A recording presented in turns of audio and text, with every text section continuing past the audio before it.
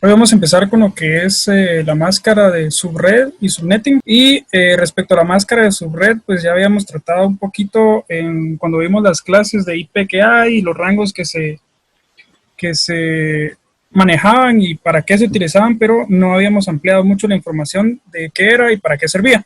Así que espero que pues, todo esto quede claro el día de hoy. Hablemos un poco acerca de la máscara de subred. En el primer direccionamiento propuesto por el protocolo de Internet, dividía todas las direcciones IP en dos partes claramente establecidas. Estas indicando la dirección de la red a la que ésta pertenecía, que sería la Network ID, y la otra identificando la parte que podía utilizarse para asignar una dirección individual a un dispositivo específico o host ID.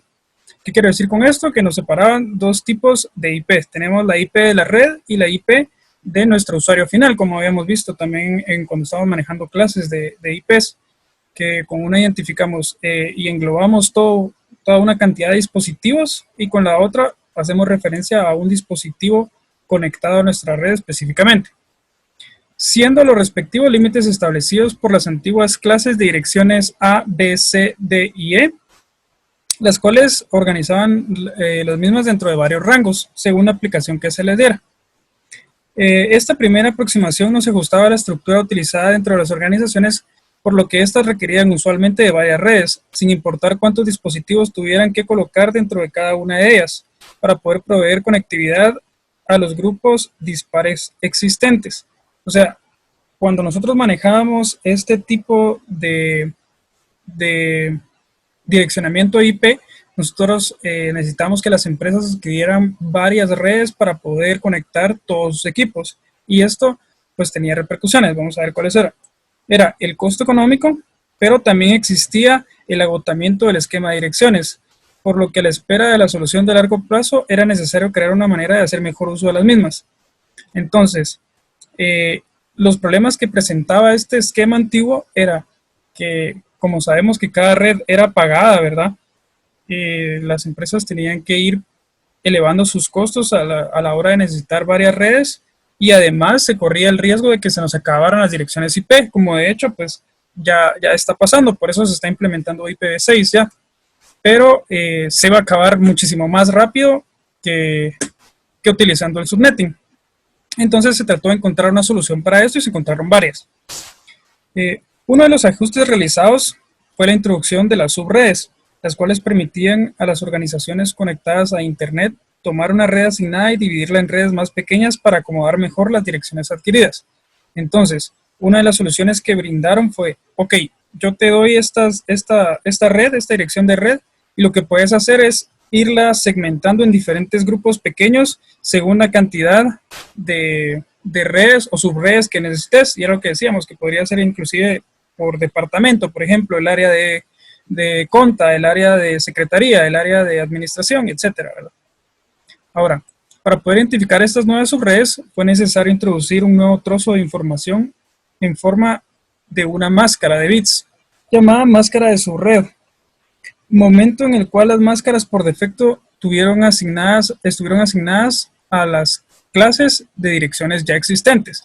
Entonces, repasando un poco, aquí tengo la otra presentación, si no, pues igual pueden ver el video de esa capacitación que vimos, pero habíamos visto que, cabal, tenemos distintos rangos de IP, según las clases A, B, C, D y E que habíamos manejado, pero sobre todo teníamos la máscara de subred, y aquí fue donde se fue agregando. Se agregó una máscara de subred, ya que podíamos separar una red en distintas más pequeñas. Para eso fue necesario este número de acá. Y podemos ver que pues cada una tenía asignada una respectiva, siendo la de la C, 255, B, W255 y así, ¿verdad?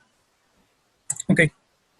La máscara de subred es una combinación de 32 bits en IPv4. Como habíamos estado hablando, pues ya en IPv6 será diferente, pero por ahora en IPv4 son 32 bits, formada por una serie de unos y ceros continuos en toda su implementación moderna y que indican respectivamente la parte de una dirección IP que será utilizada para identificar la red o subred y cuál será empleada para identificar de manera individual a un dispositivo, que era lo que habíamos hablado. Entonces, nos dice qué parte de nuestra IP total, por así decirlo, tenemos esta IP, qué parte representa a varios equipos ahí conectados y qué parte representa a un equipo en específico. Y aquí tenemos un pequeño esquema que nos ayuda a aclarar esto. Nosotros aquí en la dirección IP, habíamos dicho también que la podemos escribir en unos y ceros, no necesariamente en el sistema decimal. Aquí está en el sistema decimal, esta sería la dirección IP de un equipo, por ejemplo, y esta sería la máscara de red.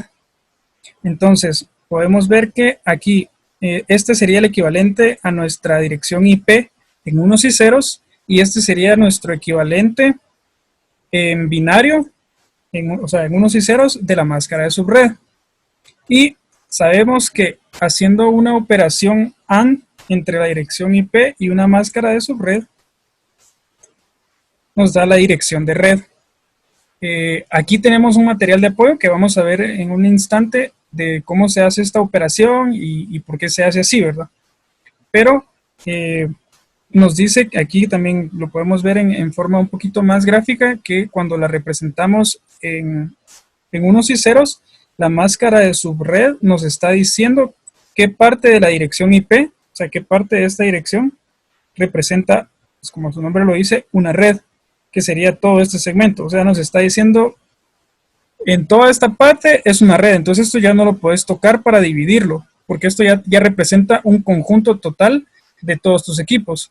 Pero esta parte de aquí, esta sí es manipulable. ¿Por qué? Porque se la puedes ir asignando a cada dispositivo final o a cada equipo que se vaya conectando a tu red.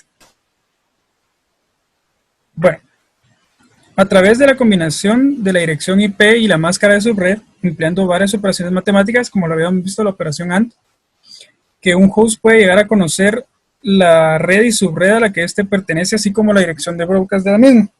Entonces, con distintas operaciones matemáticas y utilizando las notaciones en el sistema binario, podemos llegar a tener bastante información partiendo de un par de datos. Sabiendo por lo consiguiente si una transmisión está destinada a un dispositivo dentro de la misma red o si va dirigida a una red externa, utilizando en este último caso la ayuda de su puerto de enlace predeterminada. Ok. Dentro de todo esto que es el subnetting, tenemos el BLSM y el CIDR. Vamos a ver qué son. Estas también son soluciones que se dieron más adelante para evitar que se agotaran las direcciones IP y que nos permitiera optimizar las redes que ya tenemos hechas. Entonces, que una empresa pudiera adquirir solo una red y esa red segmentarla en distintos dispositivos o redes que vaya necesitando según la capacidad que tenga de equipos conectados. Vamos a ver. Si bien la introducción de las subredes constituyó un gran avance para las organizaciones, o sea, si representó un gran avance el hecho de poder separar en grupos más pequeños las direcciones IP, estas se encontraban todavía limitadas debido al hecho de que cada nuevo conjunto de direcciones era de un tamaño fijo y no podía ser ajustado acorde a un número de dispositivos. Entonces, ya después de que nosotros podíamos separar en grupos más pequeños, se dieron cuenta que aún así se podía optimizar más, porque tenían el problema de que podíamos separar en grupos más pequeños toda la red, pero eran tamaños fijos, no eran variables. Entonces, por ejemplo, yo les digo, se pueden conectar 32 dispositivos u 8 dispositivos o así, pero no se podían hacer más pequeños de eso, eran ya rangos dados, no se acomodaban tan bien. Por ejemplo, si yo quisiera conectar 26 equipos, tenía que adquirir el de 32, y entonces ahí hay direcciones IP que yo no estoy aprovechando porque yo no tengo 32 equipos para conectar, solo tengo 26. Y para esto fue que nació el BLSM y el CIDR. Para proporcionar la flexibilidad deseada, se decidió que las máscaras de subred podrían establecerse de una manera arbitraria, acuñando el término máscara de subred de longitud variable. De ahí viene su nombre, de Variable Length Subnet Mask, o BLSM. Los beneficios y funcionalidad aportados por las máscaras de subred de longitud variable fueron adoptados un poco más adelante para servir no solamente en las organizaciones, sino a todo el Internet, por lo que en 1993 la Internet Engineering Task Force, o IETF, los siglas en inglés, introdujo el Classless. Esto es importante, esa palabra es importante. Classless Interdomain Routing, o CIDR, que sería este, el cual permite romper los límites de las antiguas clases de direcciones. O sea, vinieron y dijeron, ¿saben qué? mejor ya no limitemos las clases como lo teníamos aquí, ni le pongamos una máscara de subred específica a cada uno. Si nosotros permitimos quebrantar esos límites que pusimos, podemos aprovechar mejor las direcciones IP. Y eso es lo que se maneja hoy en día. Es lo que decía. Entonces ya con esto podemos nosotros adaptar la cantidad de IPs disponibles que compramos según la cantidad de dispositivos que nosotros tengamos. No tenemos que comprar más de lo que necesitamos. Entonces, dando la posibilidad de poder asignar cualquier máscara a cualquier dirección, aunque éstas siguieron utilizándose como referencia debido a su familiaridad. Entonces, lo que dice es que no es raro encontrar, por ejemplo, una clase B con su máscara de subred, una clase C, por ejemplo, con su máscara de subred 22255, porque se sabe que así se manejaba anteriormente, y como ya todo el mundo manejaba esas clases por defecto y sabía cuál era la máscara de subred determinada para esa, se siguió utilizando en algunos casos, pero no quiere decir que tenga que ser así por fuerza. Podríamos encontrar con una máscara de subred distinta y para aplicaciones diferentes, por ejemplo, o un rango distinto. Bueno, por su familiaridad. Al poder modificar la longitud de las máscaras de subred a conveniencia, se hizo posible no solamente la división de una red en varias subredes, sino también agregar varias redes a una sola red, mucho más grande, referida como superred, lo que ayudó a reducir la cantidad de rutas de los dispositivos que los dispositivos debían conocer. Entonces esto está un poco confuso, así que vamos a irlo desglosando. Al poder modificar la longitud de las máscaras de subred, a conveniencia se hizo posible no solamente la división de una red en varias subredes, sino agregar varias redes a una sola red mucho más grande. Ok. Entonces no solo nos permite englobar en grupos más pequeños, sino que también nos permite hacerlo al revés. Tenemos grupos más pequeños, pero sabemos que pertenecen a una sola red. Entonces, no necesitamos que los equipos se aprendan individualmente cada grupito de direcciones IPs que nosotros separamos, sino que pueden ver como todo un grupo y mandarle información a todo el grupo si en caso es requerido. Y así evitamos lo que ayudó a reducir la cantidad de rutas que los dispositivos debían conocer, porque entonces ya no necesitan, este va para este grupo pequeño y para este grupo pequeño y para este grupo pequeño, sino que ya lo ve como todo un conjunto. Dice, esta información va para todos estos y manda la información para todos de una vez. A partir de la introducción de las tecnologías mencionadas, la combinación de una dirección IP junto con una máscara se hizo obligatoria, ya que de manera separada estas no pueden transmitir ninguna información útil. Entonces sabemos que nosotros lo que necesitamos hoy en día para tener la información acerca de una dirección IP, de una red, de cuántos dispositivos hay, etcétera, lo mínimo de información que a nosotros nos tienen que dar es una dirección IP y su máscara. Eso es lo mínimo que nosotros necesitamos. Nosotros necesitamos una dirección IP en alguno de estos rangos, por ejemplo, que ya vimos que no necesariamente se tienen que respetar, y la dirección de subred, para que a través de las operaciones matemáticas, con unos y ceros, nos dé la información requerida, aunque no la den. Ahora vamos a ver las distintas notaciones que tenemos para la máscara de subred. Voy a parar aquí un poco y sé que esto está un poquito confuso. La verdad es que a la hora de verlo por primera vez sí siento que queda un poco confuso, pero no sé si tal vez a la hora de que vean pues, el video un poco más lento o algo les quede más claro. Entonces vamos a ver las notaciones de las máscaras de subred.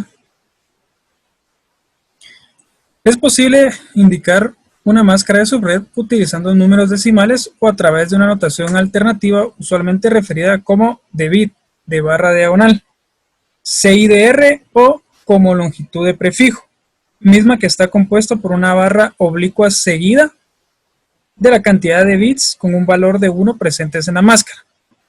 O sea que tenemos distintas formas de representar la máscara de red. Como les decía, podemos representarla de esta forma, que sería la forma decimal, o bien podemos, esto está representando lo mismo. Habíamos dicho que necesitamos dos datos importantes, una dirección IP y su máscara de red. Y podemos ver que aquí nos las están dando en dos notaciones distintas. ¿Por qué? Aquí tenemos nuestra dirección IP y aquí tenemos su máscara de red, tal y como lo habíamos visto aquí. Aquí teníamos que en el primer octeto tenía que haber en este rango de números, y aquí esta era su máscara de subred que le tocaba, igual aquí. Pero vemos que aquí tenemos una notación un poco rara, que sería 192.168.1.1, que igual sigue siendo nuestra dirección IP, pero ¿qué pasó con la máscara de subred? Ahora solo nos dicen que es esta IP y un /24 o diagonal 24. ¿Qué quiere decir con esto? Vámonos aquí para verlo más claro. ¿Y a qué se refiere esto? Como es una triple 255, vemos aquí 255.255.255.0. Contemos cuánto tenemos: 1, 2, 3, 4, 5, 6, 7, 8. 8 bits con un número 1, que es lo que representa este 255 en binario. Aquí tenemos el equivalente a 255 en binario. Entonces lo que hacemos para representarlo con esa barra es simplemente contar el número de unos que tenemos para su representación en número binario. Entonces aquí tenemos 8, 8 y 8 números, 8 unos, perdón. Sabemos que son 24, 3 por 8, 24. Y así es como se representa. Por eso sale este /24. Nos está diciendo que se representa así. Es el equivalente a decir: tenés 1, 1, 1, 1, 1, tenés 24 unos. Y a la hora de pasarlo de binario a decimal, nos va a quedar 24. Entonces, esta es otra forma de representarlo. Va. Algo que necesitamos saber para seguir adelante es la conversión de decimal a binario. Pero también necesitamos la conversión al revés, de binario a decimal, y esa la vamos a ver con unos materiales de apoyo. Entonces, primero veamos la conversión para pasar un número de un sistema decimal, como este 192 o este 255, a binario, o sea, para pasar del 255 a unos y ceros, como el que tenemos acá.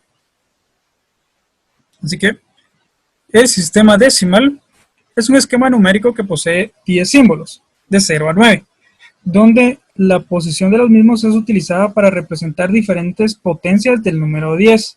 Recordemos que nuestro sistema se basa en unidades, decenas, centenas, etc. Y por eso decimos que es posicional, porque depende de la posición en la que se encuentre un número, nos va a dar la notación de cuánto vale, por así decirlo. Por ejemplo, al analizar el número 53, empleando el sistema decimal, encontramos lo siguiente. Aquí tenemos nuestro 53, pero este está en unidades y este está en decenas, ¿sí? Aquí representa la posición, el 5 está representando la posición de un 5 siendo multiplicado por una potencia de 10, y por eso nuestro sistema se llama sistema decimal, porque usa potencias de 10. El equivalente de multiplicar este 5 por un 10 a la 1, 10 a la 1 es 10, entonces es el equivalente a multiplicar 5 por 10 es igual a 50. Y este está en el espacio de las unidades, si recordamos. Entonces su posición es 0 y podemos decir que es el equivalente a multiplicar el 3 por su potencia de 10 elevado a la 0, ya que está en la posición 0. 10 a la 0 es 1, entonces 3 por 1, 3. Y sumados en efecto nos da el 53. Entonces, el sistema binario, por otra parte, es también un sistema numérico posicional, o sea, también depende de la posición en la que se encuentren los números, pero en vez de contar con 10 símbolos, cuenta solamente con 2. Tenemos ceros y unos, siendo las posiciones donde se coloquen los mismos. Representaciones donde se coloquen los mismos, representaciones de las potencias del número 2. Entonces, en el sistema, como ya vemos que en el sistema decimal hace referencia a potencias de 10, en el sistema binario va a hacer referencia a potencias de 2. ¿Y esto qué quiere decir? Siendo las posiciones donde se coloquen los mismos representaciones de las potencias del número 2. En el caso de las direcciones en IPv4, en donde cada segmento está compuesto por 8 bits, se encuentran los siguientes valores. ¿Por qué está compuesto por 8 bits? Porque vimos que solo tenemos 8 bits en cada punto, por así decirlo. Son 8 bits en los que podemos representar hasta 255 bits es cada 1 o 0 que nosotros podemos poner. O sea, aquí hay 8. 1, 2, 3, 4, 5, 6, 7 o 8 bits posibles. Por eso vamos a ir viendo en segmentos de 8 en 8. A esto hace referencia a esto. 8 bits que se encuentran los valores. Entonces, aquí tenemos el número de posición. Es para darle, como decimos, solo un sentido ordenado y decir que empieza siempre de derecha a izquierda, empezando por el número 0. Entonces esta es la posición 0, la posición 1, la posición 2, 3, 4, 5, 6 y 7. Y lo que nos importa no es la posición en sí, sino que la potencia que representa cada posición. La posición 0 es equivalente a decir 2 a la 0, la posición 1 es equivalente a 2 a la 1, 2 a la 2, y aquí ya podemos ver las potencias que habíamos hablado, que ya no íbamos a manejar potencias de 10, sino que íbamos a manejar potencias de 2, según la posición en la que esté. Entonces, para que nos sea más fácil asociarlo al sistema binario, vamos a decir que la posición es equivalente al exponente que maneja. La posición 0 es a la 0, la posición 1 es a la 1, la posición 2 es a la 2, la posición 3 y así sucesivamente. Ahora vamos a ver cuál es el valor posicional en el sistema decimal. Sabemos que 2 a la 0 equivale a la 1, 2 a la 1 equivale a la 2, 2 a la 2 es 4, 2 a la 3 es 8, 2 a la 4 es 16, 32, 64 y 128. Así sucesivamente. Esto es para hacer una referencia a nuestro sistema decimal. Esto es lo que equivale cada posición en nuestro sistema decimal. De esta manera se hace más fácil visualizar que empleando 8 bits podemos representar 256 cantidades.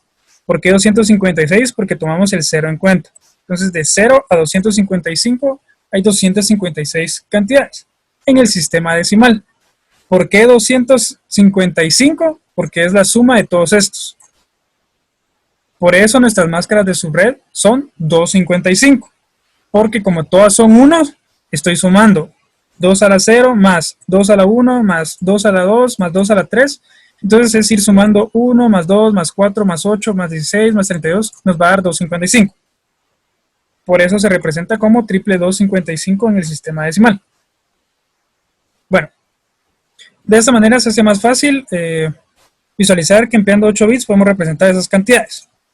Para convertir un número del sistema decimal al binario, basta con tomar el valor a convertir y sustraer sucesivamente el valor más alto permitido por alguna potencia del número 2, colocando el valor de 1 en la posición correspondiente hasta que el resultado sea 0. Si necesitan ir acompañados de papel y lápiz o un bloc de notas o lo que sea, denle, porque no sé si tal vez se pueden llegar a confundir aquí o pues como les digo, tenemos la ventaja de que más tarde pueden ir viendo el video de cómo lo hicimos, pero si sienten que se van a ir perdiendo, pues jalan papel y lápiz y ya vamos viendo paso a pasito. Bueno, entonces vamos a empezar con un ejemplo. Para convertir el número decimal 210 a binario, se comenzará por sustraer el valor más alto capaz de ser representado por una potencia del número 2. O sea, vamos a buscar el número con su potencia de 2 que más se acerque al número que queremos convertir, que sería el 210. En este caso sería el 128, que sería el 2 a la 7. Veamos, 128 sí es el que más cerca está del 210, que es el que yo quiero pasar a binario. Nótese la imposibilidad de usar el valor 2 a la 8, o sea 256, debido a que este es superior. O sea, no podemos usar 2 a la 8 aunque esté numéricamente más cerca. ¿Por qué? Porque es más alto y el número debe ser menor. No se puede pasar del valor que nosotros queremos convertir, que sería el 210. Por eso no tomamos 10 a la 8. Al realizar la resta, llegamos al siguiente resultado. O sea, ya vi que yo quiero convertir el 210 a binario y que el número en binario, según su potencia, que más se acerca de ese número es el 128. Entonces yo procedo a restarse. Agarro mi 210, que es el número que yo quiero convertir, y le resto el 128. Podemos ver que esto nos da un resultado igual a 82. Entonces, marcamos con un 1 la posición respectiva. Como diciendo, ok, ya utilicé ese número. Entonces, si nosotros ya utilizamos ese número, que sería el 128, ponemos un 1. Continuando con la conversión, tomamos ahora el residuo de la operación anterior y se repite el mismo procedimiento. O sea que ahora agarramos esto que quedó aquí de la resta, que sería el 82, y repetimos el mismo procedimiento. Buscamos el valor más alto que pueda restarse a este número que nos quedó, a 82, según las potencias que tenemos aquí. Y podemos ver que el número que más se acerca ahora es el 64, por su potencia 2 a la 6. Entonces procedemos de nuevo a restar. Venimos y agarramos nuestro residuo de acá, que sería el 82, le restamos nuestra potencia, que sería el 64, y como resultado nos va a quedar 18. Otra vez, ponemos un 1 en su posición, acá, ponemos un 1 en su posición como diciendo, ok, ya utilicé ese número. Ponemos un 1. Y nos va quedando así la conversión. En este momento es posible apreciar la imposibilidad de utilizar el valor de la siguiente posición debido a que 32, o sea, 2 a la 5, que sería este que está acá, es mayor que la cantidad. Y habíamos dicho que no se puede, obviamente no puedo restar un número mayor, porque me va a quedar un número negativo y pues eso es un chirmol, ¿verdad? No es lo que necesitamos. Necesitamos encontrar el número mayor posible a restar, o sea, debe ser menor a la cantidad que nosotros queremos convertir. O sea, tenemos que encontrar a un número menor a 18, que es el residuo que nos quedó. Por eso no podemos utilizar este 32 que hay acá.